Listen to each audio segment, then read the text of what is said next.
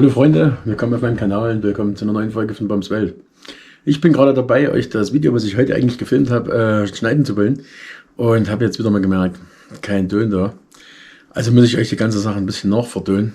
Allerdings spinnt mit meinem Computer was und die Mikros, die ich anschließe, auch Mikros für 200 Euro, bringen einfach keine Tonqualität. Deswegen muss ich es jetzt mal spontan auf die Art und Weise machen. Also, was liegt heute an? Wir haben neulich das Video gehabt, wo wir das Holz gerückt haben. Wir haben die Stämme auf dem Weg noch liegen, die kommen heute weg. Also an Bagger den Rückanhänger ran und die Stämme schneiden, aufladen, runterfahren und dort wieder aufschlichten. Leider heute, wie gesagt, nur Zeitraffer mit Musik, anders kann ich euch das leider nicht mehr bieten. Seht mir es bitte nach. Ich hoffe, dass ich das Problem in den Griff kriege, weil das Mikro war eigentlich eingesteckt, aber ich hatte bei den Videodateien keinen Ton.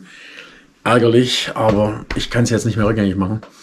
Und ich möchte euch gerne das Video fertig machen. So, deshalb, ihr Lieben, wir fangen einfach mal an. Ihr steigt mit auf und wir machen es mal auf diese Art. In diesem Sinne, wohl an.